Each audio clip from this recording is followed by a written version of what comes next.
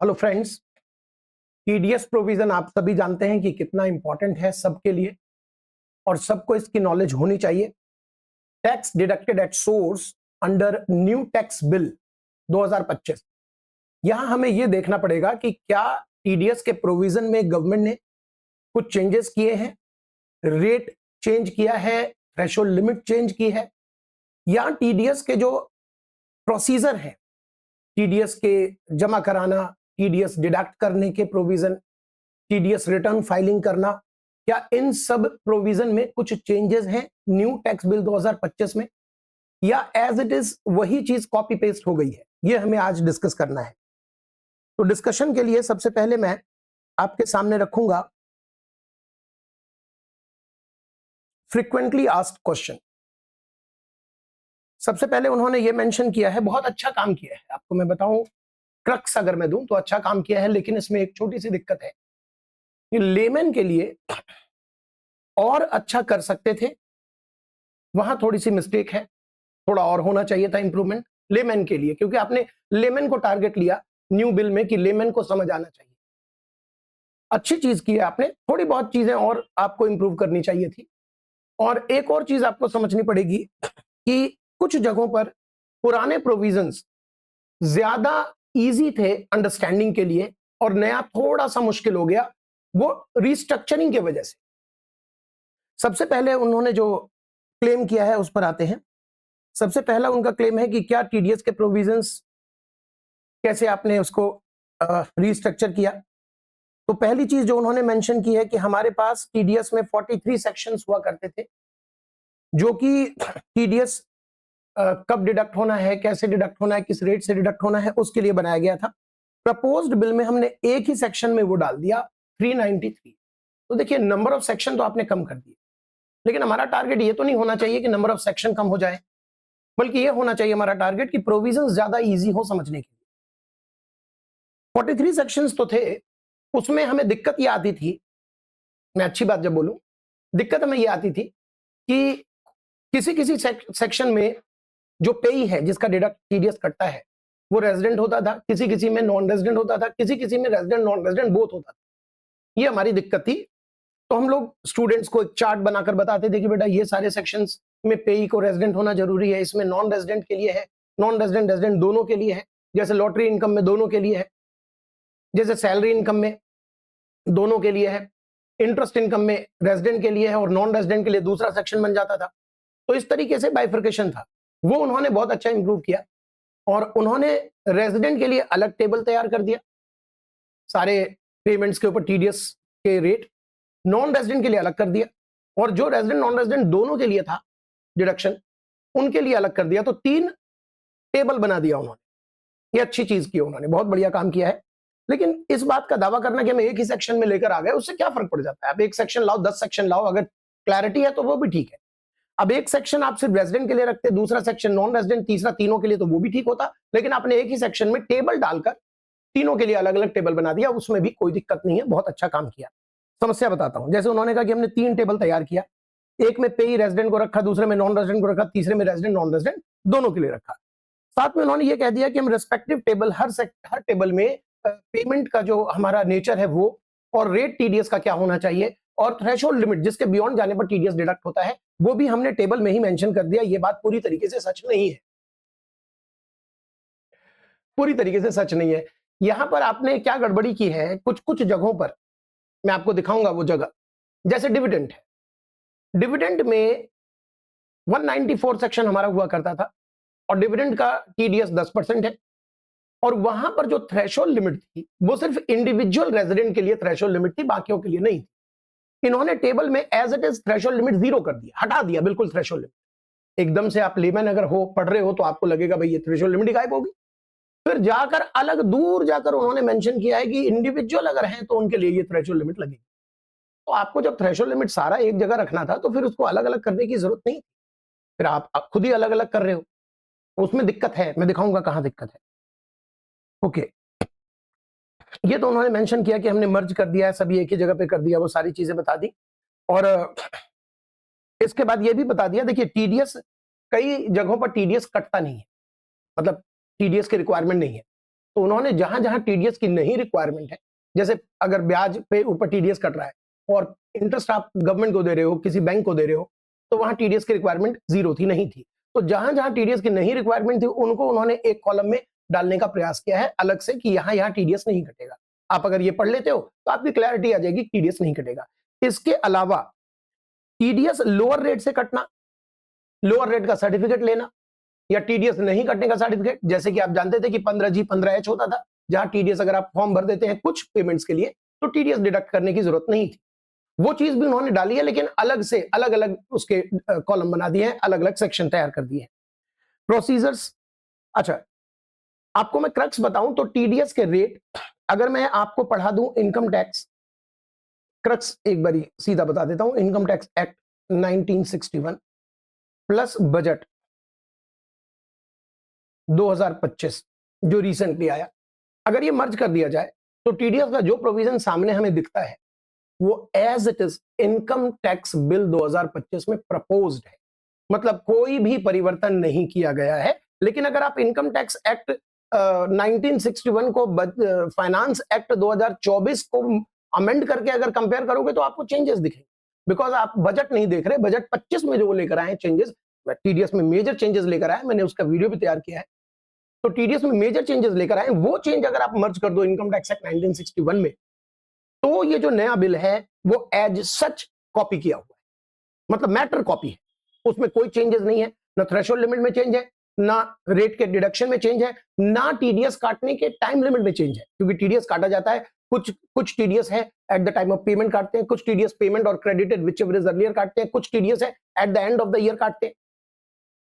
जैसे रेंट के ऊपर TDS at the end of the year 194 IB में था, या टेनेंसी जब खत्म हो रहा है वहां काटते हैं, वो as it is copy paste है। फिर टीडीएस के जमा कराने की टाइम लिमिट सेम, टीडीएस के रिटर्न फाइल करने की टाइम लिमिट वो सेम, टीडीएस के रिटर्न को जो प्रोसेस किया जाता है उसकी टाइम लिमिट, वो सब उसका प्रोसेस करना वो सब कुछ सेम है, कुछ भी चेंज नहीं किया। लिखा है कि हमने नंबर ऑफ सेक्शंस वर्ड्स वगैरह कम कर दिए हैं, इस वजह से हमारा इतना वर्ड जो था, जो इतने वर्ड में आ गया प्रपोज बिल में, जो कि ये था ऑलमोस्ट हमारा हाफ हो गया, हमारा जो वर्ड्स थे वो आधे हो गए। तो आपने थोड़ा सिंप्लीफाई किया है, बहुत अच्छा काम किया है। पूछ रहे हैं कि टीडीएस के जो रेट्स हैं, अब यहां पर देखिए क्या गड़बड़ी है। एक लेमैन टीडीएस के आपने देखा होगा, टीडीएस के प्रोविजंस, टीडीएस के वीडियोस हमेशा ही हाईलाइट होते हैं। हर कोई देखना चाहता है टीडीएस के, क्यों देखना चाहता है? टीडीएस सबके लिए जरूरी है, हर व्यक्ति जानता है टीडीएस से अफेक्टेड है। ठीक है, कैपिटल गेन से हर कोई अफेक्टेड नहीं है, पीजीबीपी से हर कोई अफेक्टेड नहीं है, लेकिन टीडीएस से सबको अफेक्टेड हो जाता है। सबके घर में टीडीएस तो कटना ही कटना है। तो टीडीएस के प्रोविजन हमेशा से ही चर्चा में रहे, और हर वीडियो टीडीएस का हिट हो जाता है। वो देखना चाहते हैं लोग, इसलिए देखना चाहते हैं क्योंकि टीडीएस का रेट आपने एक जगह नहीं रखा है। पुरानी एक्ट की बात कर रहा हूं, आपने कुछ जगह तो टीडीएस के रेट सेक्शन के अंदर मेंशन कर दिए हैं, और कुछ टीडीएस के रेट आपने फाइनेंस एक्ट में रेफर कर दिए। यानी एवरी ईयर जो फाइनेंस एक्ट आएगा उसमें कुछ टीडीएस के रेट हो, उसके लिए सेक्शन में लिखा होता है रेट टीडीएस का होगा at the rate in force. अब एक लेमन कहता है at the rate in force का क्या मतलब हुआ? वो फाइनेंस एक्ट में जाइए, वहां पता लगाइए। आप फाइनेंस एक्ट हर साल ला रहे हो, हर साल आपको एक्ट में अमेंडमेंट करने का अधिकार है, तो आप क्यों नहीं सभी टीडीएस के रेट को एक्ट में डाल देते हो? आपने तो लेमन की बात की थी, तो लेमन को तो सभी टीडीएस का रेट, जैसे आपने कहा शुरुआत में लिखा कि मैंने एक कॉलम बना दिया, एक टेबल बना दिया, उस टेबल में हमने रेट भी मेंशन कर दिया। गलत बोल रहे हो आप, रेट नहीं मेंशन किया। कुछ जगहों पर रेट मेंशन है, कुछ जगहों पर आपने लिख दिया at the rate in force, वो एज इट इज पुराना वाला कॉपी कर दिया, जहां पर हमें फाइनेंस एक्ट देखना पड़ेगा। यानी आज भी लेमन को, अगर ये बिल एक्ट बन जाता है, तो आज भी लेमन को इस एक्ट के साथ फाइनेंस एक्ट देखकर ही टीडीएस के रेट जानने पड़ेंगे। तो ऐसा क्यों किया? आपको रेट ही डालना था, रेट आप सेक्शन में डाल देते। आपको लगता है कि हमें चेंजेस करने की जरूरत पड़ती है एवरी ईयर, तो एवरी ईयर आप बजट लाते हो, एवरी ईयर आप अमेंड करते हो, तो उसको भी अमेंड कर सकते हो, इसमें कोई दिक्कत की बात नहीं थी। लेकिन आपने ऐसा नहीं किया, करना चाहिए था इसको, तब लेमन के लिए होता, तब लेमन को दिखता कि अरे वाह कितना बढ़िया टेबल है, ये इनकम है, इस पे टीडीएस कटेगा, ये थ्रेशोल्ड लिमिट है, ये टीडीएस का रेट है। कितना सिंपल हो जाता। थोड़ी सी चीज और, थोड़ा सा मेहनत और आपको करना था, और वो चीजें सिंपल हो जाती। ये 3 क्वेश्चन के साथ उन्होंने खत्म किया फ्रीक्वेंटली आस्क्ड क्वेश्चन। आपको दिखाता हूं, देखिए, आप ढूंढेंगे तो कहां मिलेगा आपको टीडीएस।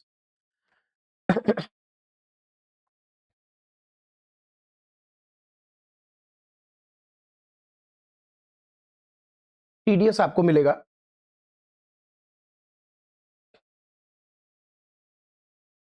यहां से 19 चैप्टर, जिसमें पहला उन्होंने जनरल रखा है, जैसे कि हमारे पास 190 सेक्शन था, यहाँ पे 390 सेक्शन डाल दिया। एज इट इज चीजें कॉपी पेस्ट है, यहां पर कोई चेंज नहीं की, ठीक है।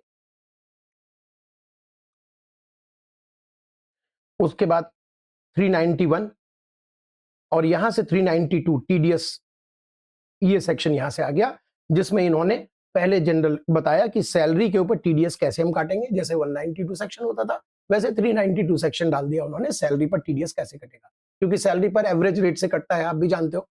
सैलरी पे सारी चीजें फर्निश करनी होती है एम्प्लॉयर को, एम्प्लॉयर कैलकुलेट करता है कि किस रेट से टीडीएस काटा जाएगा। तो वो एज इट इज उन्होंने यहाँ पर कॉपी पेस्ट बना दिया, उसको टेबल में नहीं डाल सकते थे, बड़ा हो जाता, तो वो एज इट इज डाला हुआ, इसमें कोई चेंजेस नहीं। आपको लगेगा सिंपल किया, सिंपल कहीं नहीं। इसके बाद 139 में उन्होंने क्या किया कि अब मेंशन कर दिया कि 393, आप याद रखिएगा जब भी टीडीएस आपको ढूंढना पड़ेगा, माफ कीजिएगा, 393 सेक्शन है जिसमें टीडीएस आपको मिल जाएगा कि आपके पेमेंट का टीडीएस कहां है, आपको ढूंढना है तो 393 में मिल जाएगा। फिर भी कहीं कहीं पर रेट इनफोर्स जब लिखा मिले तो आप मान लीजिएगा कि ये चीज आपको फाइनेंस एक्ट से ही ढूंढना पड़ेगा, या किसी टीचर के जो टेबल तैयार होते हैं, जैसे हम लोग बनाते हैं नोट्स तैयार करते हैं, तो हम लोग के नोट्स में जो पेमेंट होता है जिस पर हम टीडीएस कटवाते हैं उसका रेट वही मेंशन कर देते हैं। तो हम लोगों का नोट्स तो इनसे काफी इजी होगा, ऑब्वियसली इजी होगा, क्योंकि हम स्टूडेंट्स को ध्यान में रखकर बताते हैं कि स्टूडेंट्स को एग्जाम की तैयारी कैसे की जाए, ऐसे ऐसे दौड़ते तो नहीं फिरेंगे कि वहां जाए यहां जाए। उसी तरीके से उनको इस एक्ट में भी डालना चाहिए था, इस बिल में। लेकिन खैर छोड़िए, 393 सेक्शन में उन्होंने पहला टेबल तैयार किया जहां पेमेंट सिर्फ रेजिडेंट को जा रहा है, कमीशन, ब्रोकरेज और बहुत सारे पेमेंट्स उन्होंने कवर किए हैं। यहां पर देखिए इन्होंने कहा है कि टीडीएस ये डिडक्टर है, डिडक्टर पेयर जो पे करेगा। कौन पे करेगा? Any person. यहां पर लिखा हुआ है रेट इन फोर्स। अब जरा बताइए, उनका जो दावा था कि हमने रेट भी यही मेंशन कर दिया, कहां है रेट मेंशन? कहां है rate mention? Rate in force डाल दिया ना, अब कहां ढूंढोगे रेट? रेट ढूंढना पड़ेगा आपको फाइनेंस एक्ट में। तो ये कमी है, अगर आप यहीं डाल देते तो क्या तकलीफ हो जाती है? आप यहीं डाल सकते थे, जब आप रिस्ट्रक्चर कर रहे हो तो कुछ अच्छी चीजों को इंप्रूव करो। लिमिट यहां डाल दी, रेट पहुंचा दिया फाइनेंस एक्ट में, ऊपर आपने एफएक्यू में दावा किया कि हमने रेट और लिमिट और वो सब कुछ हमने एक ही टेबल में डाल दिया। देख लो, ढूंढ लो। भाई लेमैन जब ढूंढेगा उनको दिक्कत तो आएगी ना, आज नहीं तो कल उनको समझ आएगा ना कि कहां है भैया रेट, फाइनेंस एक्ट में जाओ। उसके बाद इनके रेट उन्होंने यहीं डाल दिए, थ्रेशोल्ड लिमिट यहां डाल दिया, यहां पर रेट डाल दिया, थ्रेशोल्ड लिमिट डाल दिया, ये सब ठीक चल रहा है, रेट और थ्रेशोल्ड लिमिट सब ठीक चल रहा है। सेक्शंस आप बहुत सारे नहीं है, एक ही सेक्शन है, टेबल बना हुआ है, स्टूडेंट्स के लिए आसान हो गया कि एक ही सेक्शन है, अलग अलग सेक्शन लर्न करने की जरूरत नहीं पड़ेगी। टेबल बना हुआ है तो टेबल बनाकर फटाफट हम लोगों के नोट्स जब तैयार होंगे ना इसके ऊपर, आपको दिखाऊंगा, बहुत ईजी हो जाएगा। जो हम लोग नोट्स तैयार करेंगे वो बहुत ईजी हो जाएगा, क्योंकि इसमें सेक्शंस लिमिटेड है, 2-4 सेक्शन में काम तमाम हो जाना है। उसके बाद देखिए यहां पर आपको मैं और चीजें दिखाता हूं, जैसे थ्रेशोल्ड लिमिट रेट आपको दिखाता हूं, नंबर डिविडेंड, डिविडेंड पे दिखाता हूं। ये देखिए डिविडेंड इनकम, छठा है ना, 7वां आएगा डिविडेंड, 7वां कॉलम है डिविडेंड, ये देखिए 7वां डिविडेंड। अब यहां डिविडेंड पे इन्होंने लिखा है कि रेट है 10%, वेरी गुड। कौन काटेगा? Domestic company, very good. Threshold limit 0। अब लेमन को यहां पर सब्जेक्ट टू डालें, कुछ डाले तो समझ आए, थ्रेशोल्ड लिमिट 0 कर दिया। लेमन समझ रहा है भैया थ्रेशोल्ड लिमिट है ही नहीं, यानी हमें अगर 3000 भी मिल रहा है तो टीडीएस तो कट के रहेगा, हम तो यही समझ रहे हैं। अब वो थ्रेशोल्ड लिमिट को उन्होंने, अब ढूंढते रहिए, थ्रेशोल्ड लिमिट को उन्होंने जाकर आगे चलकर कि 7 में जो हमने बात की है, जहां टीडीएस नहीं काटने वाला सेक्शन बनाया उन्होंने, वहां मेंशन कर दिया कि देखिए हमने बात की है ना एक जगह पर, वहां थ्रेशोल्ड लिमिट इंडिविजुअल के लिए डाला हुआ है 5000 रुपए। नॉन रेजिडेंट का पेमेंट का अलग टेबल तैयार कर दिया उन्होंने। तो आपको जब ढूंढना हो कि आप एनआर हैं तो आप इस टेबल को मेंशन कर सकते हो और ढूंढ सकते हो कि आपकी किस इनकम पर टीडीएस डिडक्ट होगा। यहां भी हर जगह आपको रेट नहीं मिलेगा, रेट हर जगह इनफोर्स है, कई जगह इनफोर्स है। वो इनफोर्स का मतलब आपको जाना पड़ेगा फाइनेंस एक्ट में और वहां ढूंढना पड़ेगा साहब, उसमें कोई हड़बड़ी नहीं है। यहां पर एनी पर्सन, जहां यार रेजिडेंट होगी नॉन रेजिडेंट सबके लिए है, उसके लिए कुछ अलग अमाउंट है, जैसे कि लॉटरी वगैरह की इनकम है, ऑनलाइन गेमिंग है, हॉर्स रेस है, वर्चुअल डिजिटल वाला होगा, वो उन सब पर उन्होंने डाला हुआ है, एक परसेंटेज भी डाला हुआ है, थ्रेशोल्ड लिमिट भी डाली हुई है। आपको अगर मैं ये कहूं कि कुछ चेंजेस हुए हैं थ्रेशोल्ड लिमिट में, तो वो नहीं है, कोई चेंज नहीं है। परसेंटेज में चेंज हुए हैं, जो टीडीएस के रेट में चेंज हुए हैं वो नहीं हुए हैं, कोई भी चेंज नहीं हुए। अब यहां पर उन्होंने नहीं टीडीएस काटने वाले कॉलम को पकड़ना पड़ेगा आपको, और जो अभी तक आपने पढ़ा है उसमें से भी बहुत सारी इनकम यहां कनेक्ट होगी। थ्रेशोल्ड लिमिट ही कनेक्ट हो रही है, ऐसा नहीं है कुछ और कनेक्ट हो रहा है, थ्रेशोल्ड लिमिट भी कनेक्ट किया जा रहा है यहां पर कि भैया ये थ्रेशोल्ड लिमिट है, जरा इसका ध्यान रखना। जैसे आपको मैंने दिखाया डिविडेंड, अब वो डिविडेंड में बताएंगे कि भैया डिविडेंड अगर इंडिविजुअल को दिया जा रहा है तो जरा उसका ध्यान रखिएगा, इंडिविजुअल के डिविडेंड पर थ्रेशोल्ड लिमिट जो है वो हम लगाकर रहेंगे। तो वहां भी आप दे सकते थे, वहां ना देकर आपने यहां दे दिया है। देखिए जैसे उन्होंने कहा है कि डिविडेंड के पेमेंट का जो ऊपर हमने कॉलम बनाया है, वो डिविडेंड अगर लाइफ इंश्योरेंस को पेमेंट करेंगे तो नहीं टीडीएस कटेगा, जनरल इंश्योरेंस को करेंगे तो नहीं टीडीएस कटेगा, अदर नहीं कटेगा, बिजनेस ट्रस्ट को नहीं कटेगा। उसके बाद इन्होंने डाल दिया कि अगर आपने पेमेंट किया है इंडिविजुअल को और डिविडेंड का पेमेंट कैश में नहीं हो रहा है और डिविडेंड 10,000 से ऊपर नहीं जा रहा है थ्रेशोल्ड लिमिट, तो टीडीएस नहीं काटा जाएगा। तो ये थ्रेशोल्ड लिमिट जो वहां भी डाल सकते थे, इंडिविजुअल कॉलम डालकर सब्जेक्ट टू कंडीशन डाल सकते थे, उसको ढूंढने के लिए हमें कहीं और जाना। तो मैं क्या कह रहा हूं, क्रक्स इसको निचोड़ता हूं वीडियो को।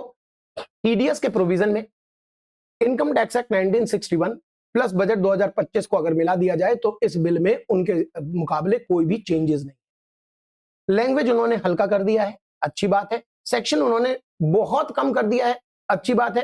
रेजिडेंट, नॉन रेजिडेंट और एनी पर्सन का कॉलम अलग अलग कर दिया है, यह भी अच्छी बात है। Maximum threshold limit, maximum rate of TDS column table में ही डाल दिया है, यह भी अच्छी बात है। छोटी सी गलती क्या है, कहीं कहीं थ्रेशोल्ड लिमिट को आपने दूर फेंक दिया और कहीं कहीं परसेंटेज टीडीएस का आपने फाइनेंस एक्ट में भेज दिया, जो लेमैन को समझने में दिक्कत आएगी। बस इतनी सी कमी है, बाकी सब कुछ बढ़िया है। उम्मीद करता हूं आपको टीडीएस का प्रोविजन समझ आया होगा। देखिए ये जो मैं वीडियो अभी डाल रहा हूं, जो सीरीज है, ये एक ओवरलुक है इनकम टैक्स बिल 2025 का। बिल जब पास हो जाएगा और एक्ट बन जाएगा, उसके बाद मुझे फिर से सारे वीडियोस डालने पड़ेंगे, देखने पड़ेंगे, और तब होगा डिटेल एनालिसिस। वहां आपको देखने को मिलेगा कि अगर आपको पर्टिकुलर किसी इनकम के ऊपर टीडीएस के प्रोविजन समझने हैं तो मैं उस इनकम को टारगेट कर करके वीडियो बनाऊंगा, क्योंकि ओवरऑल टीडीएस का एक चैप्टर तो काफी वास्ट होता है। उसी तरह कोई भी इनकम की कैलकुलेशन है, कंप्यूटेशन है, उन सब के छोटे छोटे अलग अलग वीडियो बनेंगे, यानी वीडियो बहुत सारे बनने वाले हैं। जैसे ही बिल पास हो जाएगा, एक्ट बन जाएगा, तब हमारे पास प्रॉपर डिजाइन आ जाएगा कि ये फाइनलाइज्ड है, और फिर हम उसके नोट्स तैयार करेंगे आपके लिए। कलरफुल नोट्स तैयार होगा। आप अगर नोट्स के लिए अपडेट होना चाहते हो, ये जो भी डॉक्यूमेंट्स मैं यहाँ शो करता हूँ, उसको अगर आपको लेना है तो आपको नीचे में डिस्क्रिप्शन में टेलीग्राम चैनल मैंने दे रखा है, टेलीग्राम चैनल आप ज्वाइन कर सकते हो। मैं टेलीग्राम चैनल में फालतू एक्स्ट्रा कुछ भी नहीं डालता, हमेशा कोई भी पोस्ट नहीं डालता, लिमिटेड चीजें डालता हूं। जब भी कोई डॉक्यूमेंट शेयर करना होता है वो डालता हूं, तो आप तक पहुंचता रहे। ठीक है जी, थैंक यू सो मच।